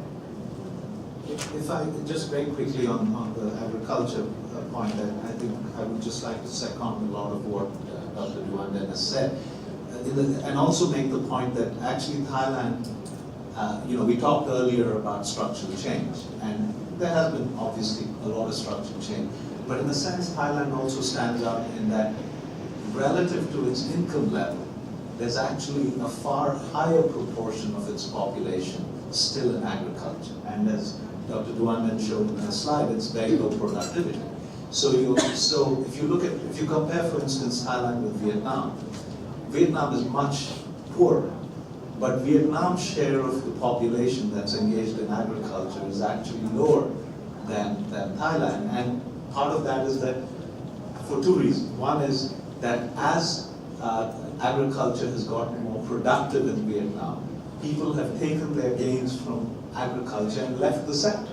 Because let's be very clear, right? I mean, even if, and I'm sure there are farmers here, but it's tough work, right? I mean, it's better, there are the city has the bright lights. People want to get out of agriculture. They want to go do other things. And the other problem, as Dr. Deunden said, is when they get out of agriculture in Thailand, they go to relatively low productivity services in the sector, in the cities. So you're not getting, even when there is structural transformation, you're not getting as much of a boost from it. And a lot of this, as was mentioned, is attributable to inappropriate policies on both sides. So in the full report, we actually have a couple of graphs that show how structural transformation in Thailand has lagged that of China, for instance, or Vietnam. Second, on the ASEAN question, and I won't second guess Dr. Deunden because she's an expert and she works with ASEAN, and I'm sure she's right. But it is rather depressing that, it's depressing in the following sense, right? ASEAN is in many ways the most vibrant economic community of recent times. I mean, this is, let's not forget, this is Singapore, this is 8 of the 10 economies we examined here. And it's been very successful in integrating both within itself as well as with the rest of the world on goods. But it's been very ineffective on services. So I would hope, this hope is probably going to be dashed, but I would hope that Thailand can use its chairmanship of ASEAN with the advice from experts such as Dr. Deunden to actually push this agenda forward. Now, would I put money on it? Probably not, unfortunately. But there's always hope. So I'm an optimist. So because I think that's where, and it goes back to the question you were asking about, in a global economy that is perhaps not looking as bright, one of the things this region needs to do is recognize that there are opportunities to integrate within itself, to deepen integration even here, not to continue to worry about what is going on between the US and China. Yes, that is a worry, but I have news. You can't influence that. That's between the US and the Chinese. So what you can influence in this region is what happens within ASEAN. That is your organization. That is the Association of Southeast Asian Nations. And this is where I think there's scope for further action and further integration. So sorry, since we talk about East Asia and Thailand as well, when we talk about depression, so the rubber section is depressing as well. The price of rubber has dropped to it's just really sad. I'm just asking for the TDRI, in the future, what happens to the agricultural land? Will it all be scrapped because the government subsidies are so not impressive? Farmers have been screaming and they've been getting handouts year after year. The price of the rubber is so low, and China's not interested in buying. And our Mali is also, we're on par with Vietnam as well. Will our rubber trees turn into cocoa, or even coffee, or something that is more lucrative? This rubber is not producing at all. It's not making money for Thailand. Actually, because question. Yeah, I was going to say that because we're running out of time, perhaps we could take those questions you have after this.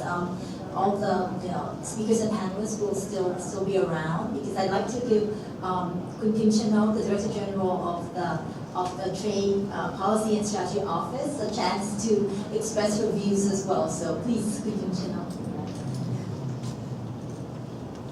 Thank you very much, and I'm very happy to be here. I'm very sorry that I came late because I was having meetings with farmers. So you can answer my question. I cannot say because I'm my municipal commerce, we are not responsible for the whole future of agriculture sector, but we are trying our best to continue working on helping farmers, especially the young generation I'm working with.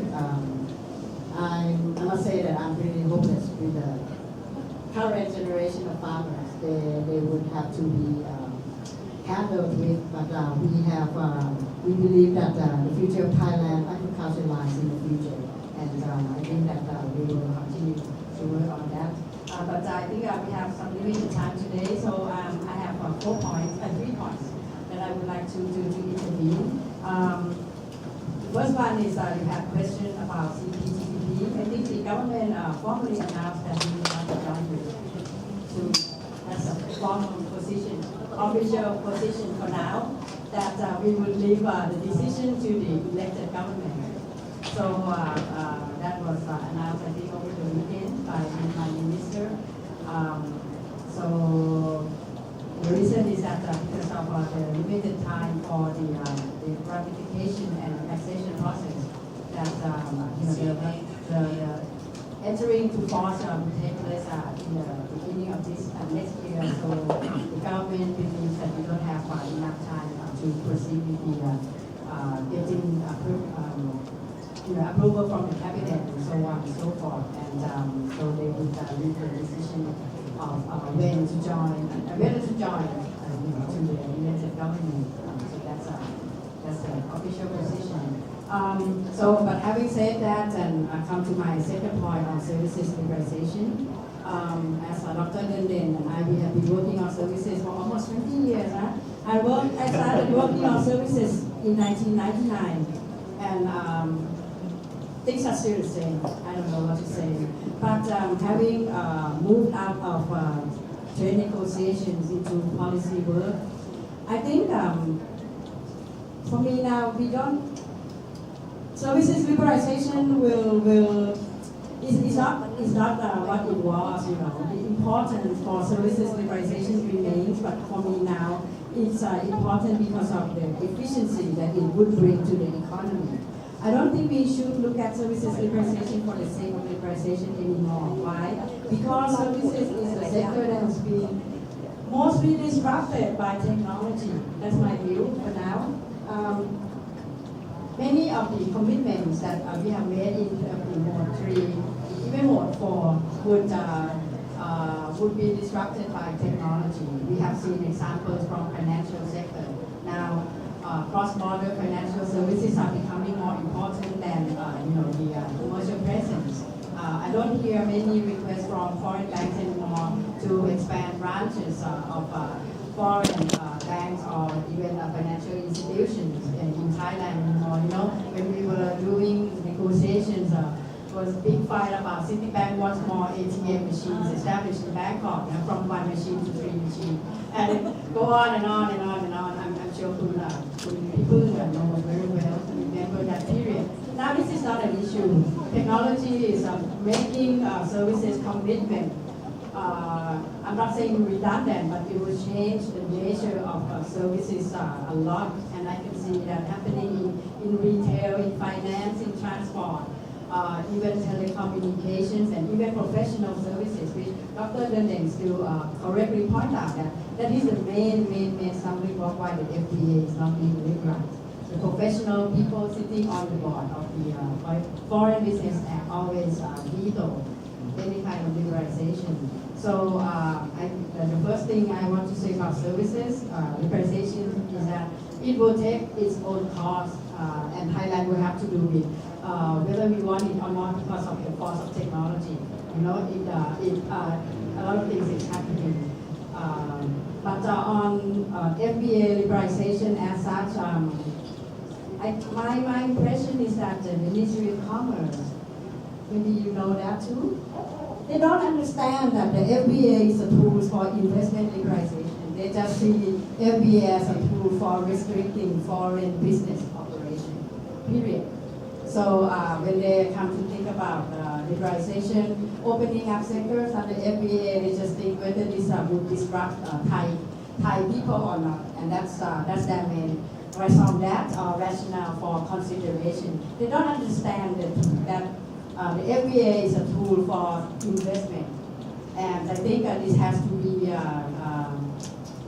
discussed more at a higher level. You know, people come to FBA discussion only when there are things like loan, you know, and tourism operators that are illegally doing stuff in Phuket, that kind of thing. So don't understand FBA is investment law.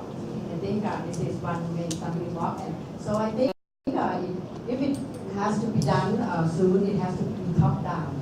And Dr. Deunden point out, which I agree, that things like EEC or the you know, special development plan that Thailand is undertaking, it would be would provide some impetus or acceleration of liberalization of services at the FBA.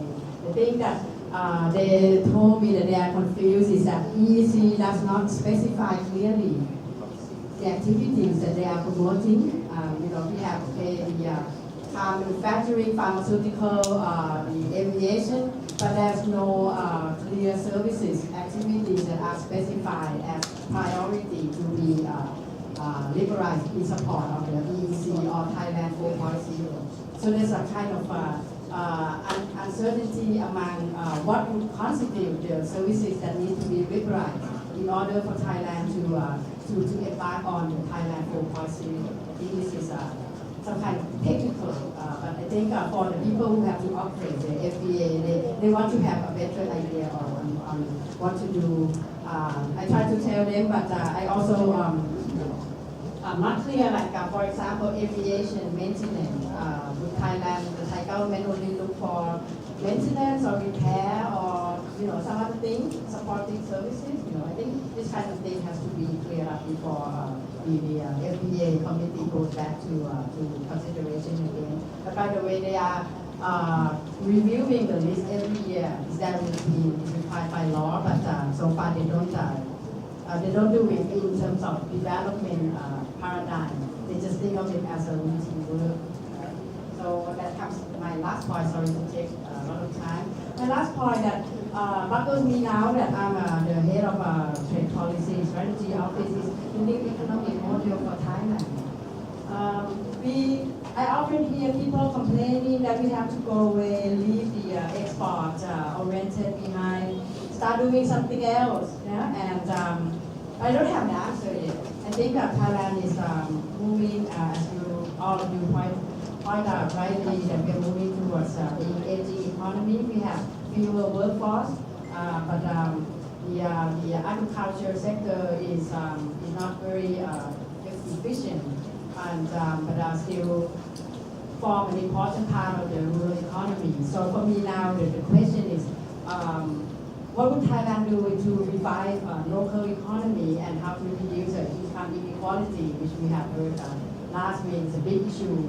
And maybe one thing that I see is that, of course, Thailand can and should move more into services, but services would not provide sufficient income for Thai people. That's my view. Yeah? Even though I'm a pro-services people, but even though we have more tourism activities, more health and wellness, and more logistics, for me those are the three things that Thailand has to do. It would not still generate enough income in the future for Thai people and the Thai economy. So I'm still dreaming about what should Thailand be doing in the future. What should be our new economic development model? Should we go for like value, global value chain? You know, position ourselves into various things. We're not have to be agriculture only or services only. We have to do many things that is built on Thailand's competency and also our own local flavor, such as agriculture, bioeconomy, that we answer for the future of Thailand and some other similar countries who are in the same problem. So those are my comments on the last point, that I hope that we would have more opportunity to work with the TDRI or with the World Bank in the future into what should be the new economic model. I call it well, I have another word on the trade war. We call it the next world order. We are doing to do new strategy for the next world order. But that's for the short term. For the long term, we have to find something else. So I hope to have more opportunity for further collaboration in the future. By the way, your trading nation strategy would be included in our future work on the strategy. But I think the long term we need more thinking, with technology on coming and aging economy and a lot of stuff going on. So sorry, and thank you very much for the invitation. Thank you so much, Kim Chin. So that was a very ending to what we are trying to discuss today, is how do we navigate through this rapidly changing world, and that's a big question for everyone. And I guess different countries have their own specific contexts that we have to think about, and that opens more future work for us, with the World Bank and also with the Ministry of TDRI. So with that, I guess. Can I just make one quick comment? Okay. No, I'm not going to tell you obviously what Thailand should do, but I would just make a couple of quick points that I think reflect some of the comments also that Dr. Deunden and Dr. Deepening made, which is one, and which I think reflect the findings of the report. One is that this model that has worked so well for Thailand and for the rest of this region, you shouldn't throw it away completely. There is, outward orientation, and this is why I go back to ASEAN. This is a region, all of these countries, even Myanmar, has benefited from looking out. I come from a country, I'm Indian originally. I come from a country that for the first, and so is Deepak here, our youth was spent in a country that looked inward. And the results are very clear. For the first, from 1947 until 1991, India's economic performance was abysmal, in part because we thought we are a big country, so we don't need to trade with anyone else. We just build walls and try to develop. It didn't work. So I think there's a lot in this model that still works. But having said that, you're absolutely right. The world has changed. You're aging, technology is evolving, there are trade tensions, so you have to modify that. And I think some of the points Dr. Deunden said are very relevant. There are things particular to Thailand that you can capitalize on. I always, when I used to work on Thailand in the 1990s, when TDRI was in a different office, I always marveled at the fact that India at that time, a country of 1 billion people, used to get about 3.5, this is the real number, 3.5 million foreign tourists. Okay, at that time, Thailand used to get about 7 times that number. And I used to ask myself, how can that be true? We have higher mountains in India. We have almost as good beaches. Now maybe we were not as friendly, maybe that was the problem. But it was largely about attitude, about mindset. So there are things you can capitalize on. The other thing about, the other sectors that you can develop, there are services. They're relatively high productivity, but it's going to require changing the way one thinks. And I think your point about agriculture there is well taken as well. So I just wanted to end with that. So thank you so much, Sudhir. Thank you so much to everyone. Can you please give all the panelists a big round? Thank you so much, Virgin, for coming today as well, and Dr. Deunden.